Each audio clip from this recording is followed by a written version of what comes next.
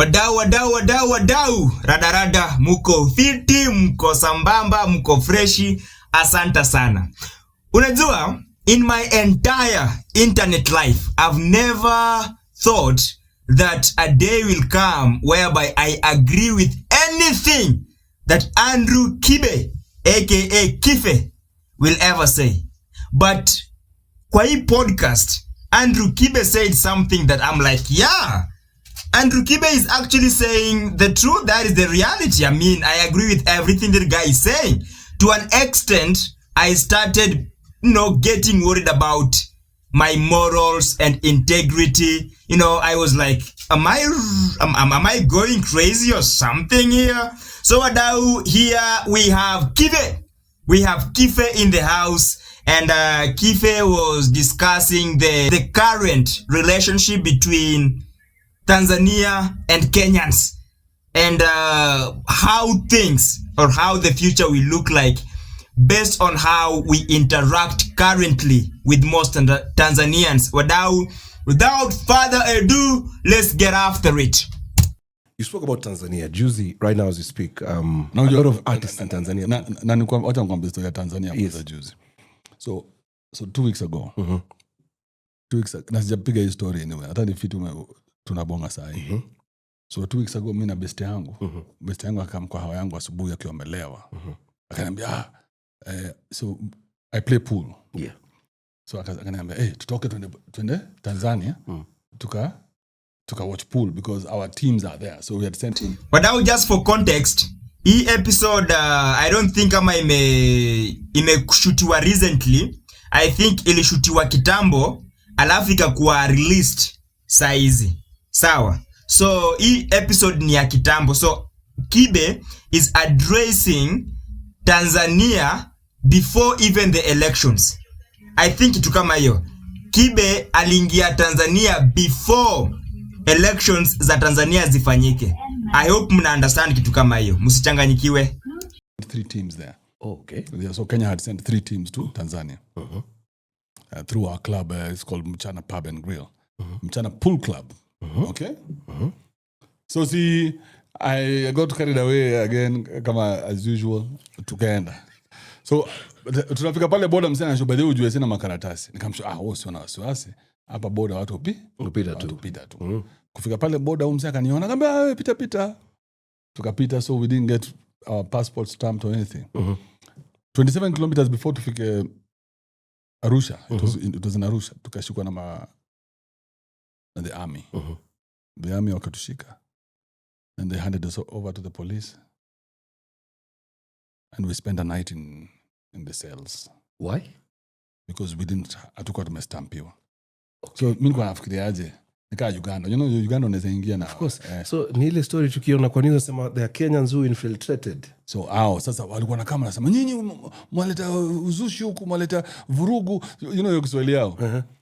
I'm like, hey, tumekamshiza pool. We don't know what the fuck you guys are fighting about. No, lala ndani. I'm talking about 2 weeks ago. Oh my. Tukalala ndani. Tukakuwa na marapist. Tulikuwa na karapist kingine kafupi hivi. Alikuwa anaitwa Mbakaji. Abongi. Lakini kwa msee OCS wa huko alikuwa anasema huyu msee tukimwachilia saa hii hapa nje ataenda abaki mtu mwingine. This guy he's not okay. He's not okay. So we had a few guys who had done some crimes, but most of them is man-woman related. Imagine. Okay. Imagine that. No, it's in your book, by the way. Imagine. We'll talk about it. Bro, we were 12 people in a cell, probably much smaller than this room. Maybe half the room. In fact, maybe a third of the room. Mkoto ngapi 12? Or 12. So, ukikaa lazima uguzane na mtu mwingine. Viroboto and all that shit. 2 weeks ago. 2 weeks ago. Bro, 2 weeks ago. Nobody knows about it. So while I was there, I was hoping that these guys don't look at my social media. So mimi nilikuwa najificha tu full time. Wananibongesha because najua kaangalia social media italipuka. Wanasema kabisa you see. We're talking about influencers walitumwa kutoka. Ndio hiyo. Huyu mimi na nimeenda kucheza pool sina story influencing. So wangeangalia hiyo social media wasema so the person they suspected was the guy we were with. best yangu anaitwa Enoch. So anamuuliza wewe hatujakuwa social media wakimwangalia mimi naangalia hii side. Because sitaki msee ajue ni mimi. Because wakiangalia wapate umse yako na 2.5 million followers. My goodness. Na yongea about yawa. So apparently the idea was to keep us there till January 15th until they finish history ya nini ya Gen Z. So somehow we pulled strings nini. We got the chairman of Pool Federation to come and say, you know, these are my players nini. They've come to play. We invited them. So when we were leaving the police station, this guy says, "Mutoke, musirudi, hatuwataki huku tena." I look at the guy. Na sababu bado nimemfungwa, bado niko hii side. Nashangaa nimwambie kitu ama nimwachilie. Na wewe you never know how to my mouth was just shaking. I was like, fuck this, God help me. Yeah. So they give us temporary visa. Permit for 5 days. 5 days. They said by the 8th because maandamano ilikuwa 9th. So by the 8th nyinyi mmetoka. So on the 7th mimi na best yangu tukasema we don't want because our said unajua ni wajinga. Hatutaki ikufike 8 lazima ile ishafika hii imeshachelewa. Nasema so I realized one thing and this would be a message like to tell anybody else. Right, especially Kenyans. What is it? They're being taught how to hate Kenyans. They have been conditioned to hate Kenyans. Yeah. They hate us. It's not at one person. It's everywhere. In the restaurant, in the hotel. Dema nasikia come Kenya anachoka. They feel to roja nyingi sana. Because they wamefundishwa sisi ni wakora. Sisi watu kuna hiyo mbele unasema. You know everything wrong is happening in Kenya and everything right is happening with them. Yeah. But they're not even 10% developed as we are. They are not 10%, hata akili yao 10% haijafika yetu. Wako 1960, so hao wamefundishwa kutu hate. So sisi tunaingia huko na roho safi, hata makarao. And I'm telling you this because some of our team members were mistreated by cops and it was nothing to do with me or Enoch or anybody else. It is a separate incident. Karao anasimamisha gari, anaingia kwa gari basi ile imebeba ma players. Anatoa msee forcefully. Juu msee hajafanya ile kitu yeye anataka. Alikuwa ameambia wasee ati kila mtu ajitambulishe na nambari yake. Namba yako 1 2 huu 3 akasema 3. Akasema John nikuoneshe wewe unafikiri sisi ni kizungu nini. So in their heads they all have a certain mentality about Kenyans. I was very disappointed. I looked at the country, I was like, you guys can fucking burn your country to the ground. I don't give a shit. I am never coming back here. With this kind of mentality, I am never coming back here because you guys are going to kill us. Hawatutaki uko. I think the reason why Tanzanian leaders, especially huyu Samia Suluhu Hassan, anajaribu push the narrative kwamba Kenyans are not good people, and then she is trying to make Tanzanians hate Kenyans that much. Ni kwa sababu huyu mama ameona how Kenyans roll, how Kenyans conduct their affairs. We are the only enlightened society, tuseme hapa hivi East Africa, maybe even Africa mzima. There are very few societies in Africa that are enlightened like us. So, huyu madhe anaogopa Tanzanians waone the same thing enye Kenyans wanaona, waanze kufikiria the same way venye Kenyans wanafikiria. All of a sudden, tyrants kama hao wataanza kuwa in danger. Kwa sababu wanajua vizuri sana Kenya, kitu kama enye ili happen Tanzania ikifanyika, ati mtu tu anaamua sasa yeye atakuwa kwa ballot box peke yake, anafunga opposition. Kenya, that thing will not fly. That shit will not fly. So she is scared and she is trying to keep her people as oppressed as possible. The same thing happening in Uganda. Umeona many TikTok videos, polisi wa Uganda wakimistreat na kuumiza na kupiga nini press ya Uganda. Like, things are not good over there. demokrasia yao wase iko changa sana, lakini demokrasia yetu iko juu. Na Kenyans, although tujafika place kabisa yenye tunafaa tukue, but compared to other countries, we know our rights, we know who we are, we know how we are supposed to be represented. We are way more enlightened, we are literate, we are politically literate compared to them. Na hawa say hawataki nchi zao zifike hizo standards kwa sababu itakuwa threat to their leadership and to their dictatorship. The Tanzanians do not like Kenyans. So this is a message I'm putting to you, Tanzanians. You've been taught to hate us Kenyans. We've not been taught to hate you. We thought you are our brothers. But apparently, we are not. So, fuck you guys. I'd rather go to Uganda, Rwanda, everywhere else. Uko sirudi, baumbwa nyinyi. Never going back to Tanzania. For what? But for what? Yeah, wadau, I am just cautioning you. Mimi have never been in Tanzania. I'm not planning on going to Tanzania. Lakini considering the situation over there, usiriski. Nilisikia mse mwingine pia, I don't know, alikuwa anaitwa Zack. Alikuwa anabonga na Mwaf pale iko nini. Na huyu mse alikuwa anasema he was opposing Kenya Kibe anasema. Alikuwa anasema he doesn't think ati situation mbaya hivi ama Tanzanians they necessarily hate us. Hapana. But pia akasema considering the situation in Tanzania, hawezi take hizo chances. He will not risk. Yet alikuwa ana criticize Kibe. So wadau, just to be safe, usiende huko. Hata Uganda is pia mambo is ko shaky, lakini things in Uganda are not as shaky as Tanzania. There is a way Tanzanian authorities have been brainwashed, or they have been designed to think about us, and it is not in a positive way. Utaumiza bro. There is nothing good coming out of Tanzania. That's why right now they are cancelling Diamond. Diamond is one of their biggest exports. Stupid people. You think whatever is happening to the artists is... These are stupid. These are thick people. They think like one person. So how do you cancel your biggest export? Balamukadisha Diamond chini mwambia Diamond tusaidie hapa kidogo, tusaidie hapa kidogo. Diamond aliwaambia fanyeni kazi. Hiyo kufanya kazi inawakera. Because they are lazy motherfuckers who want to do nothing. You know, he said that Kitambo, not even during election time. They took that and they twisted, engineered it. Yes. So whatever is happening to them, they are being social engineered, and they are too stupid to see it. The same way we were too stupid in 2024 to see that we were being social engineered from outside, not from us. Because sisi wenyewe hatutaka kupiga mtu yote. We don't want to fight. We don't care.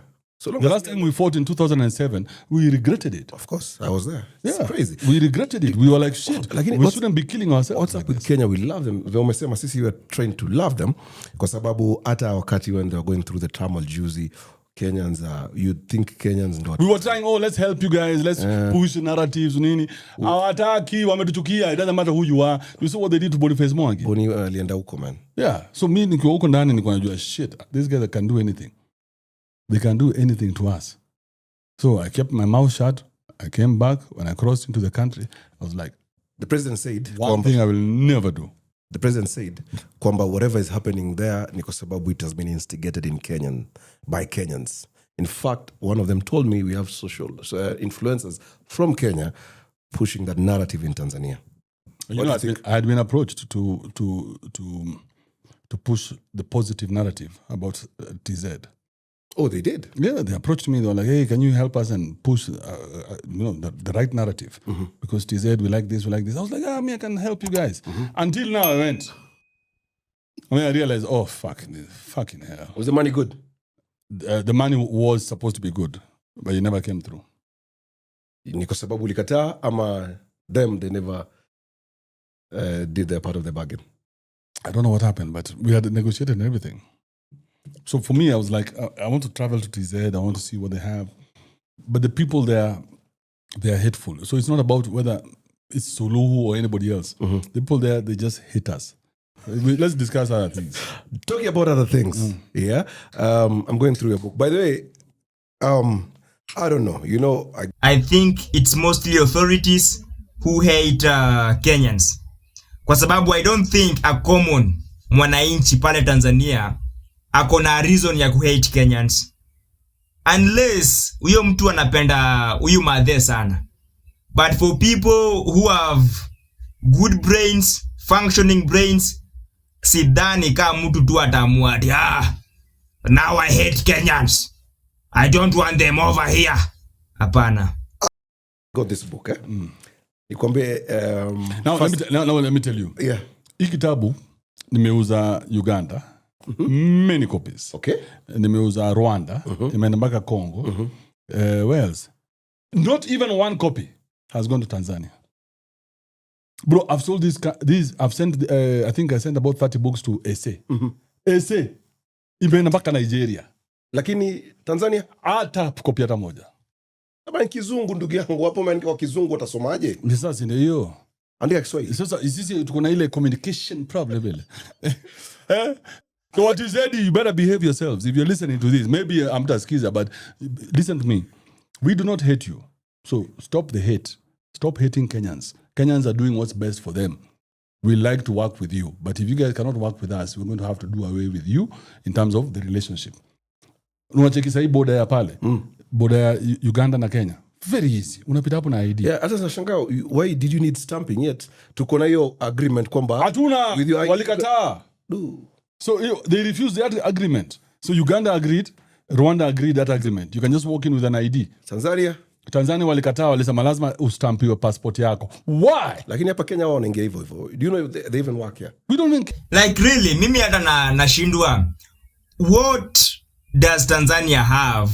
And it's so valuable that they can just allow people to go over there without necessarily going through these unnecessary processes.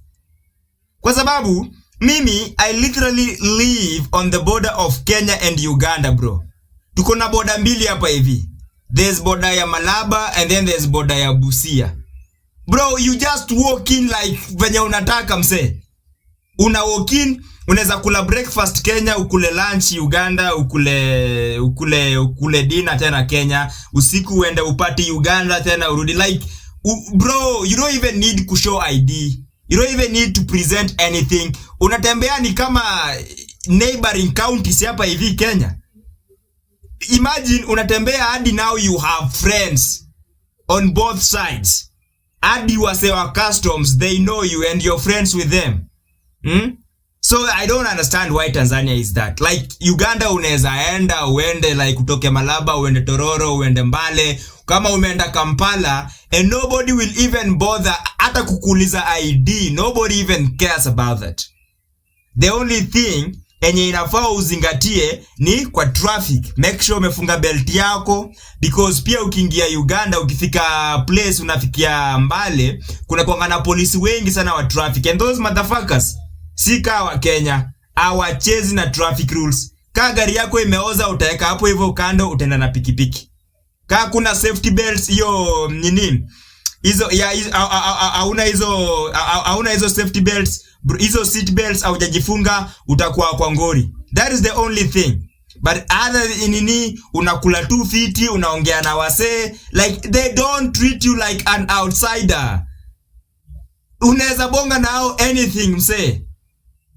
Ukipitia hapa hivi Malaba upitie Busia, it is the same thing. Hii ni upuzi. Yeah.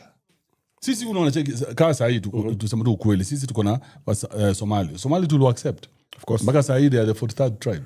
Yes. Yeah, Wahindi tulu accept. Wahindi tumewapenda ni vile tu hawajaacha tudinye mademu wao. Wa Ethiopia same thing. Usindio? Wa Ethiopia wamekromuku mbaya kabisa. Wa Burundi wanatuuzia mandazi. Wa Burundi wanauza hata ukienda kuna msee anauza roho. Yeye uza roho nyingine anaweka mushkaki. Ile ya kucho. Burundi make sense ni aje. Yeah? Ukitakuja Burundi wakati unamtumia pesa kwa M-Pesa. Bongo la jina. Ndio hiyo. Ndakurinzi. Bas. Wa Rwandese, we accepted them. South Sudanese. They're even driving their left-hand drive cars here. Yeah, I saw a GMC the other day. Escalade nani zote zi wapa. Wazungu wanakuja wameka UNEP pale. Tanzania, they are not Tanzanians in Kenya. Mapoko tu wao ndio wanakuja. Bloody horse. Wait, let's talk about this book. By the way, Umeona niko na kahatu bado? Imeniuma. What did they do you? Walifanya nini huko ndani kutoka wale kwa machuku hivi? But while I was there, I learned very valuable lessons. Yes. I learned some good lessons. I'll put that in the version 2 of this book. Now, there you go. Mzee mzima Andrew Kibe akitupatia nuggets of wisdom, insights mpya tu kutupeleka na rada. Saizi Tanzania, it's a no go zone for many Kenyans. Ukienda huko hivyo, you have to follow all the rules. Hizo rules zao za upuzi, ama at least lazima ukue unajua wase fulani who can help you pull the strings. So imagine kwa situation ya Kibe, kama angekuwa na ule mse wa federation ya pool, saizi angekuwa kwa ngori. So if you don't really have to be there, countries ka Tanzania mwenye leader wao anakaa hivyo, a leader who is such a backward thinking person, don't go over there. Usiende. Hata mse akikwambia aje, unless it is really necessary. Ina kudemand uende huko, now you can go. But if you don't have to go there, please don't go over there. Because huku hivi we can walk into Uganda, you can walk into other countries, because kuna hiyo good faith and a good relationship between us and them. So wadau, hiyo ndio episode yetu ya leo. Don't go over there. And I hope umekuwa educated and entertained at the same time. I hope utasubscribe. Let's try to hit 1,000 subscribers. Nataka tu 1,000 bro. 1,000 subscribers. Mkinipatia 1,000 subscribers, mnaweza acha kusubscribe. Adios. Nawapenda sana mazee.